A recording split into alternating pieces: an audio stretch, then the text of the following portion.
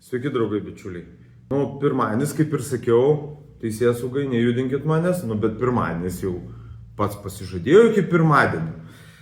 Tai ką, dabar reikia bandyti susisiekti su policija, kad man paaiškintų, ką man dabar toliau daryti.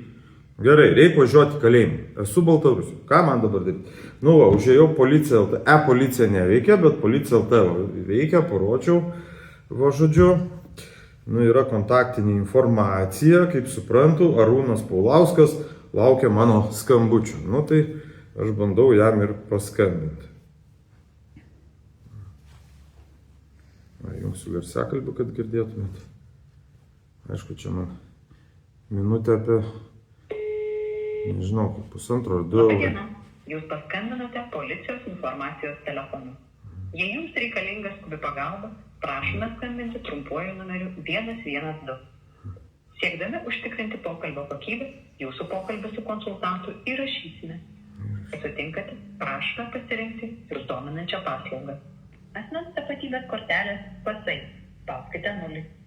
Kelių eismo taisyklių pažeidimai, baudų apmokėjimas. Spauskite vienetą. Ginklai, apsaugos darbuotojo pažymėjimai. Spauskite 2. Informacija, kaip tapti policijos pareigūnų. Spauskite 3. Pareiškimų ir skundų pateikimo tvarka. Spauskite 4. Kiti klausimai. Spauskite 5. Čia Menu по-русски, нажмите 6. Menu in English, press 7. Kiti klausimai pasmečiu. Labadiena, mano vardas Silvija, klausau jūsų. Labą dieną, Silvija. Mano vardas Antanas Kandrotas, mano pavardė. Klausykit, man trumpai paaiškinkit, dabar čia mane teismas nuteisė į kalėjimą. Tai kaip dabar čia daryti, kur man eit, ką man daryti? Taip, kaip yra numatyta teismo nutartyje, ar jums numatyta yra... Žinokit, dabar jau čia trečia teismo nutartis.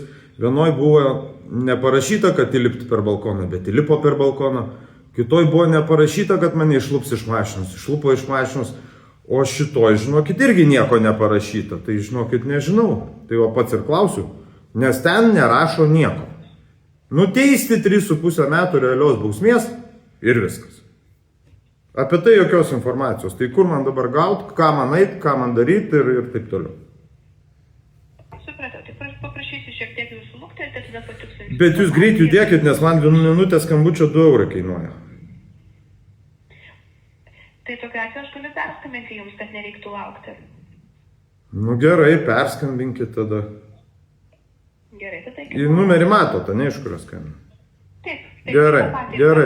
Gerai, laukiu tada, kantriai. Iki. Šumalė, Silvija.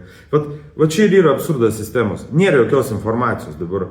Būtų, kad tvarka, gal Bartoševičius gavo tą tvarką, kad, tai va aš irgi pabandysiu išsiaiškinti. O dabar, kur man kelintą valandą ateiti, su kuo ir taip toliau, visą šitą informaciją.